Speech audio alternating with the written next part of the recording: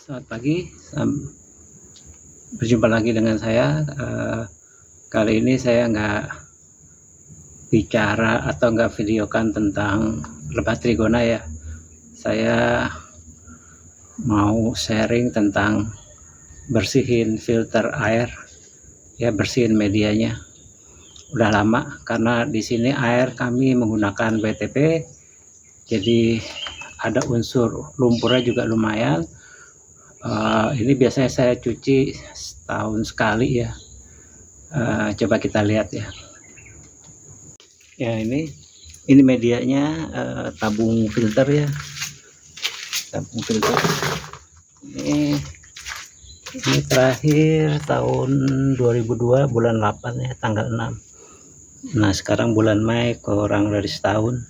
Nah, ini medianya. Media ini saya hanya menggunakan silika dicampur ada dua kombinasi sebetulnya, silika terus di bawahnya ada karbon arang. Nah, ini yang sudah saya cuci ya, itu sisanya. Sebetulnya bagusnya sih satu media aja, pasir silika ya, karena silika itu kita bisa cuci lagi, cuman karena ini tercampur sama karbon ya, arang, jadi agak sedikit sulit untuk memisahkan, karena kalau karbon atau arangnya sudah jenuh dia tidak banyak berfungsi di sini. Ini udah kebuang ya sebagian itu. Nah ini sedang saya cuci.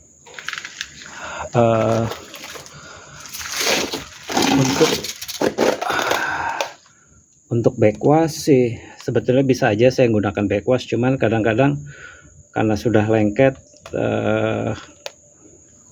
lumpur itu tidak mampu lagi untuk dicuci dengan menggunakan sistem backwash atau Vaseline. Ini pengalaman saya aja, bukan berarti ini yang terbaik. Jadi kalau menggunakan dua media, bagusnya sebetulnya satu media aja atau dipisah tabungnya ya.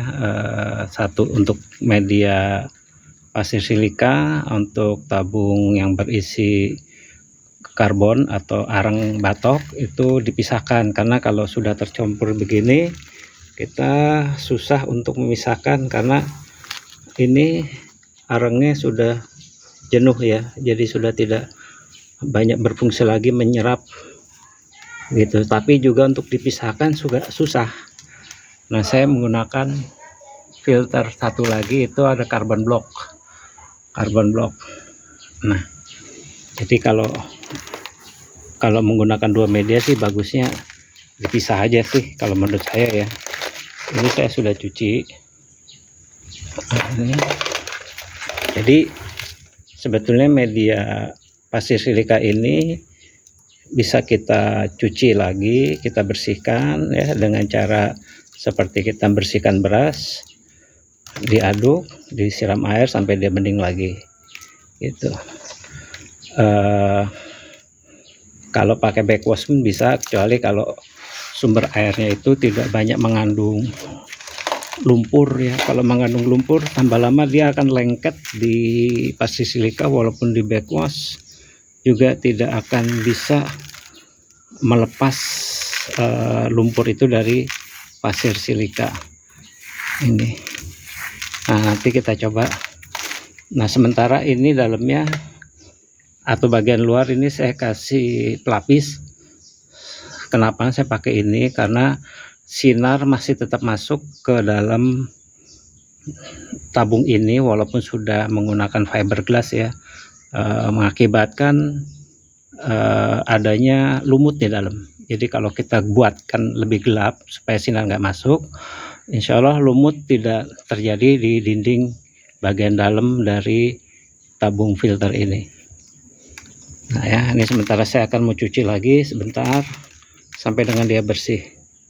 Oke, ini cara saya ya, saya remes-remes saja ini supaya lumpur kotoran yang lengket di pasir silika ini bisa terlepas ya. Kalau untuk di backwash dia tidak bisa sebersih kalau kita ngebersihkan ini, hanya karena sudah tercampur sama arang batok, jadi airnya agak hitam karena ada sebagian arang batok yang hancur dan dia menjadi agak sedikit halus sehingga mempengaruhi kualitas air yang sedang kita cuci ini. Coba nanti kita lihat ya. Oke, ini tadi saya sudah remas-remas, sekarang saya tinggal kasih air ya.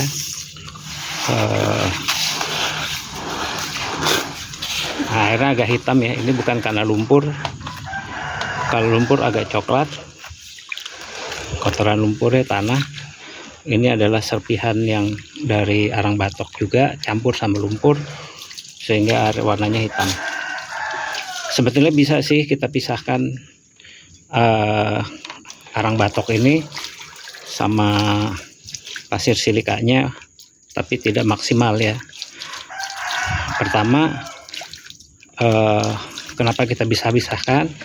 Karena arang batok itu lebih ringan bobotnya dibandingkan sama pasir silika, sehingga kalau kita coba ini kita tuang sedikit segini, ini pasir silikanya di bawah dan arang batoknya ada di bagian atas. Nah, akhirnya kita coba begini aja, kita coba. Nah, ini batoknya atau arang batok karbon itu akan terbuang, tapi tentunya tidak 100% arang batok aja yang terbuang, ada juga sih pasir silikanya, tapi karena dia lebih ringan dia bisa lebih cepat terbuang. Ini agak cukup lama ya karena arang batoknya sudah tersebar nih di sini gitu. Oke, ini tadi saya sudah cuci ya. Kita tetap kasih air, saya tekan di bagian bawah supaya air kotorannya naik. Ini airnya sudah mulai agak bening, tapi masih terlihat ada beberapa arang batok ya, karbon, tapi nggak apa-apa, paling tidak sudah mulai agak bening. Nah, nanti baru kita lanjut, kita bersihkan tabungnya. Oke, ini sudah saya bersihkan. Oh iya, saya menggunakan pasir silika ini, kayaknya ini X pasir Bangka ya, dengan grit atau ukuran pecah itu yang biasanya umum dipakai untuk filter air, tidak terlalu halus, tidak juga terlalu kasar. Saya lupa grit berapa, tapi memang ada ukurannya, ada yang lebih halus dari ini, ada. Kenapa saya tidak pakai itu? Karena sumber air itu masih mengandung lumpur, agak kuning kadang-kadang, jadi kalau menggunakan yang lebih halus takutnya media ini cepat pekat ya dengan lumpur, akhirnya menghambat aliran air dan agak sedikit sulit untuk dicuci. Jadi teman-teman, sebetulnya pasir silika ini bisa dipakai berulang-ulang ya, dicuci, dikeluarkan, dicuci, seperti model filter air yang lama yang bisa dibuka tengahnya itu, dia menggunakan basisnya tabung PVC ya, yang gede, lupa saya berapa inci, yang buka di tengahnya terus kita remas-remas, itu adalah untuk pencuciannya. Sebetulnya sama juga, memang kita agak sulit mengeluarkan ini ya, karena saya isi hampir 6/8 ya dari sepanjang ini kemungkinan tabung media saya itu isinya berada di sini.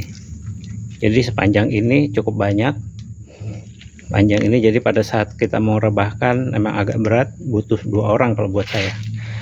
Oke, sekarang saya akan mencuci bagian dalam ini. Saya menggunakan mesin high pressure water yang saya punya di sini. Ini udah hampir 20 tahun saya punya ya, mereknya Karcher. Kita langsung aja bersihkan. Oke, ini udah siap mesinnya, saya langsung tembak aja bagian dalam.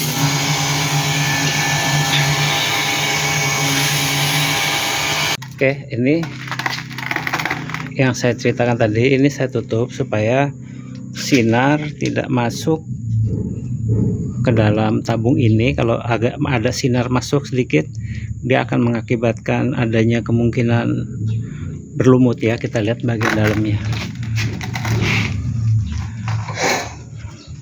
Nah itu kan, kita lihat ada lumutnya kan, bagian atasnya yang ketutup tidak. Nanti itu saya akan coba tembak, mudah-mudahan bisa bersih dengan high water pressure. Oke, ini saya sudah bersihkan semua. Kita ada medianya, tabungnya sudah saya bersihkan.